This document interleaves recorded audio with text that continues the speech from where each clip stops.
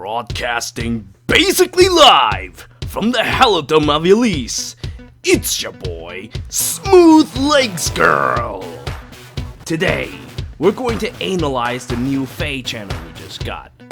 Now, since this is a contested topic at the moment, I'm going to go a bit out of order and talk about the recent summoning pool changes.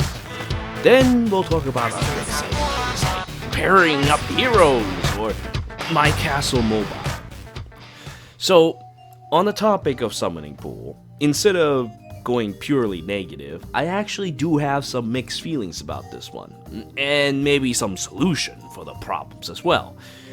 At least it's better than doing the whole genealogy thing and have the whole Gen 1 pool just die off, you know? So, to start things off, now that we have so many heroes over the years, it really is about that time for the pool to get cleaned up. So now old characters like Mist won't just show up and pity break you anymore.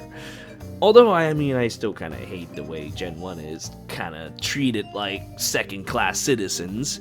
In this way, they're just kind of like genociding them and putting them away. Would have been great if, Dragon Flowers would have helped them more or something at the very least. Like Gen 1 having a higher cap for Dragon Flowers compared to Gen 2 and 3. But at the very least, I guess we do have Weapon and Chant. But once it gets around to Gen 2 to get those things, then it's kind of pointless. But speaking of which, Purry is getting one, and I'm really looking forward to that. So that's something I'm looking forward to. I hope Mist and the other Gen 1 healers will also have something like that coming. But anyway, think about it like this, okay? Using the aforementioned useless path as an example. Now that the Gen 1 color lists are removed, you're looking at a list where you now have only Hinoka, Nina, Loki, Maribel, Mikoto, Brave Veronica, Xian, and Valoria. That's a really lucrative pool of pity breakers. All these units are actually quite powerful. Oh, maybe you can make a case about Nina, but even then, I like that bow she has. Anyway, yeah, colorless might just be one of the best colors to pick from now, because all the other old healers just been removed from play, and even for the other colors, the pity breakers generally now carry rather good skills, rather than instead say Defiant Attack or something like Seal Res, which plagued much of Gen 1 units back in the day because the game wasn't quite established yet. They wasn't sure what they were doing. That's why there was these skills, and then there's Blade Tomes. So, now that your pity breaker value has gone up, and let's be honest with ourselves here, okay? Even if you did like those Gen 1 units, how likely are you actually going to be pulling them specifically as a pity breaker? Unless you want the whole collection, but even then, you're gonna end up finding someone that you just can't quite pull. So think back when the game first came out, okay? There was a crazy guy who spent $1,000 or more for Hector. Didn't get him. And the pool was so much smaller then as well. It's just a highly improbable matter. No matter which way you slice it. You just can't pull with whatever you want. And the pity breaker, that's what they're for. They're just there for you to get random units. On the other hand, removing them from the new summoning pools altogether does feel kind of crazy when a bit of demotion would have sufficed. Now, I never really quite understand why they won't do that. Instead, we're just demoting the same guys that we've already been demoted a little bit further.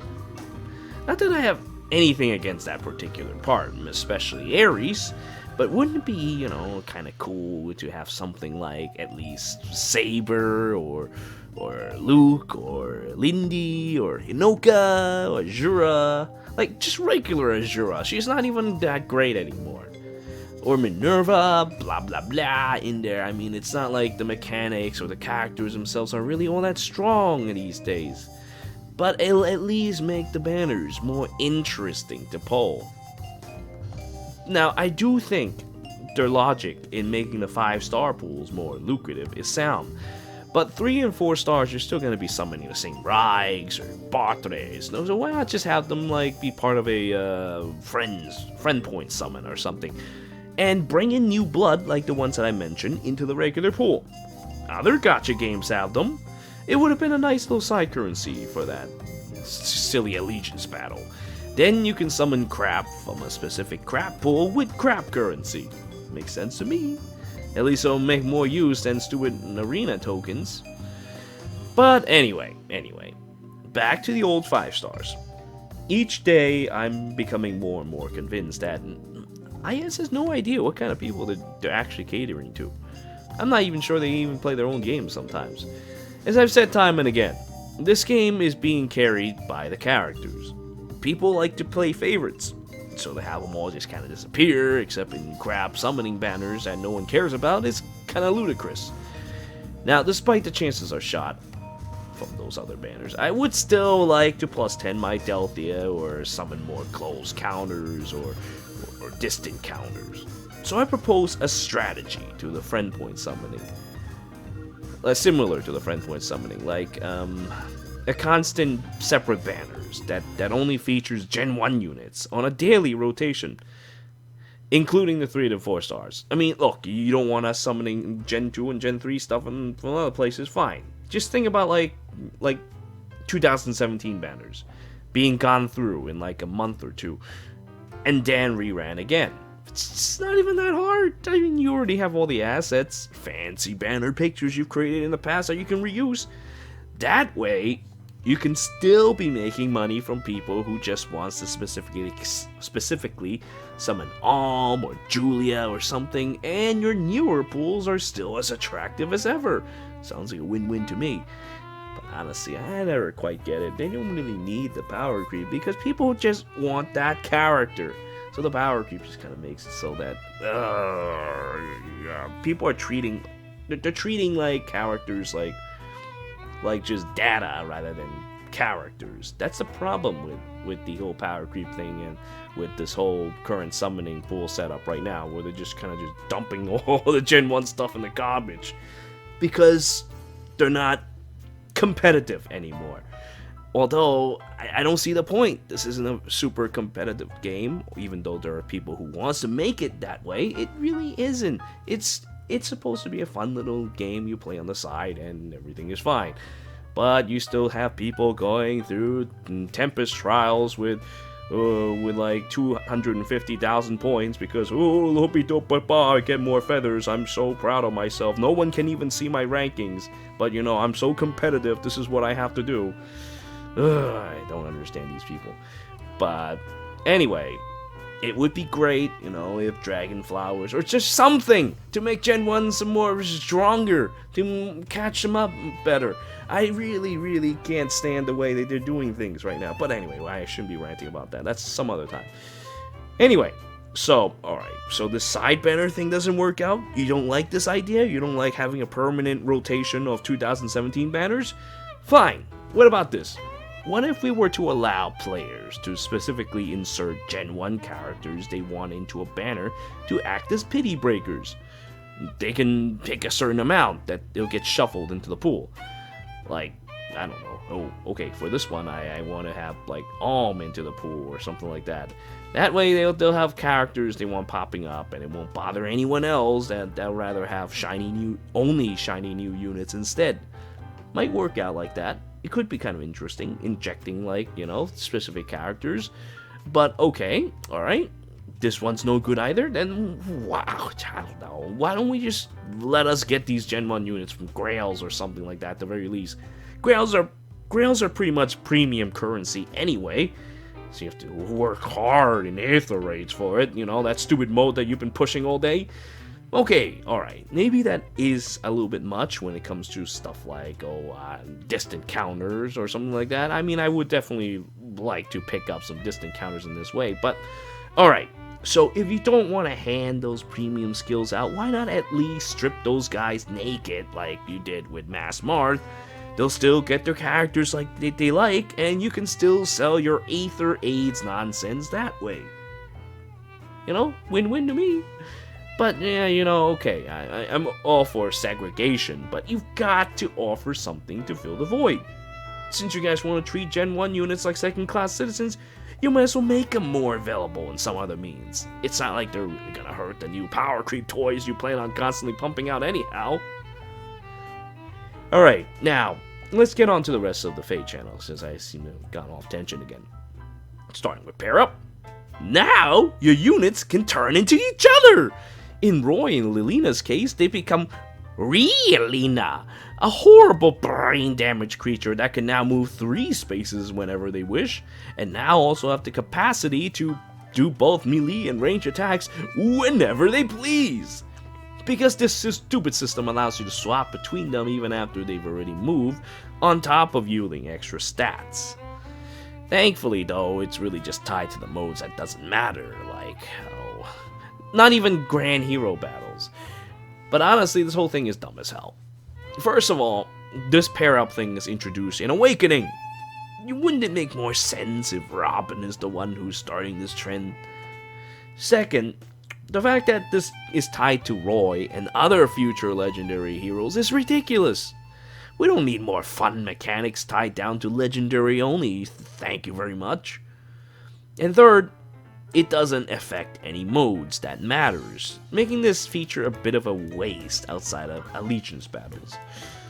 I don't know, I guess I just don't like the design direction this whole thing has been going. It's hard to be happy about some shiny new things when you can't really use them in places where I would like to, I'll use them in most of my time. Because I'm spending most of my time, when I do log into the game, I'm doing arena or aether raids or something like that. Even though I kind of hate aether raids, I still log on to it. I still want to spend, but I understand that it's probably too OP otherwise. But still, I don't know. I mean, it's tying down mostly to legendary otherwise, and doesn't work like it does in Awakening. It just doesn't feel like pair up. It just feels like garbage. At the very least, you can make it so that you can make it, I don't know, build my allies bond faster or something. Just, Anyway, let's talk about Allegiance battles next then. Honestly, it looks like a grindy chore that I'd probably get bored with after the first week, but would end up feeling compelled to do a little bit because they are offering dragon flowers. Unfortunately, no orbs because that's finished now. I don't even think we're getting the 20 orbs for the new features like we always used to. They would have announced it. They would have been so proud of it too. So what's honestly most disgusting to me are the things that they instead are plastering in large text as if they're good features. Fight according to the strength of your team. Yeah, bullshit is what that is. Scores calculated like arena means we're putting up with BST nonsense again. And with the ranking system in place, this entire mode is basically just arena with pair up. I mean, alright. Due to the way the friend scores are handled, you're not only going to have to find powerful friends, but you're also going to have to find ones that are active so that they can give you extra points. This can and will lead to a little bit of elitism when it comes to picking up friends. I mean, I really hate how they want everyone to be competitive so they can make people spend more money, but I guess if you don't care about the ranks, it should be alright. Then this mode is all for fun. I don't know, maybe I'm starting to outgrow these kinds of games. I'm not the same as I used to be. I am doing this in Langrisser too. I just can't be bothered to be too competitive in these games anymore. It's like, who cares? Who cares if you're number 1 on the rankings? No one's gonna come over and give you a blowjob, you know what I'm saying? Still, I'm not going to lie and say that it doesn't affect me completely, because I'm totally in the party of finding interesting people to group with, and perhaps make videos about them. I mean, this would be a good opportunity to show off, like, people's heroes, like, I don't know, like the way I used to do them. So we can make these unit showcases and such, and we can talk about the beautiful units that people created. I know there's a crazy guy with with a Gaius that's like completely maxed out. I mean completely maxed out. Dragon fruits and everything. He's absolutely out of control. That guy's interesting. That Gaius is very interesting. And now that Purry is getting a refine, oh boy, I might just spend all my feathers and create some monster as well. But, we'll let that come when it comes. Now, finally, we have that silly Aether Resort. It's cute, I guess. I mean, you get to see people make emotes and not really say anything. Like in Dragalia Lost, they have a few quips, but even then, Dragalia Lost, how the building really isn't that exciting. It's just a good way to build up your stats and watch people move around, and you collect things, and you collect taxes. That's what that is. That's it's just a silly little mode where you just pick up things. Like, all right, but anyway, so yeah, you get to see people make emotes in the game, and then, like, I don't know, you get to look at the inn, you get to see Dr. Sakura suffering brain damage while sleeping in her bed, causing her to become the monster she is today. And if Ghost Aggron, or Valkyrie, whatever you call now, is to be believed, Riss will also pay good boys and girls visit at night and feed them. It doesn't look like you're actually going to do anything in this, though. Maybe you get to see your characters frolic a little. It's like, think of it as like going to a strip club. You don't get to touch or anything. And I think it's awfully dull when you can just kind of, I don't know, do that shit at home. You can just watch porn. In fact, I probably could think of better porn than that, than going to a strip club. So, you know, maybe that's a good thing. Yeah, maybe it's a good thing that you can just do that shit at home. I mean, like, otherwise you might catch a cold or something. But anyhow, I don't think this mode is completely useless. I mean, you do get Aether Stones out of it. And so, because of that, why don't we charge 3 orbs to double your advancements in Aether Resort? Honestly, dude, that is stupid as hell. Like, why do you have to go and push that kind of crap into what should be a casual mode? Kinda defeats the purpose, don't you think? Now that the new Allegiance battles doesn't provide orbs as others have expected, as I had expected, it appears that they really are pulling out all the stops to limit and drain you of your free-to-play orbs in the hopes that you spend money. Honestly, don't you think it's a little late for that? I mean, alright, if that was the norm before, and that free-to-play wouldn't be clear, Grand Hero Battle or Tier 21 Aether Raids or whatever, but you had a good thing going on with that old generosity of yours. Why not stick to your guns? When you take away things that's been tradition and putting in costs to casual content, people are going to notice. You go ahead and offer free units, but don't actually give units that people want, people are going to notice. That's exactly why the anniversary was so terrible. But no, we're not going to learn anything from that. We're just going to keep going on and try to make more money, I suppose. I don't even know if these guys are really businessmen, because I don't think businessmen works like that. I think they want to think... I believe businessmen are more long-term people rather than the short-term gains. At least that's my thoughts on how good businessmen work. But anyway, enough rambling. That's pretty much it for today's presentation on the FEH channel. I suppose they did sneak a line in the end about Golden Week celebration or whatever. Chances are it'll be an interesting banner, so if I were you, I'd start saving up orbs just in case. I mean, like, I did blow my load in the first one, where, you know, we have that first Hero Fest. I did get 17 hectares and $500, which it may sound like a lot, $500, but in terms of, like, pure orbs and such, it's actually a pretty good ratio. But, then again, no, I shouldn't say stuff like that. They'll probably find some way to screw this one up. So, well... Anyway, enough of that, all that ranting. It's all for today. I thank you all for watching. Until next time.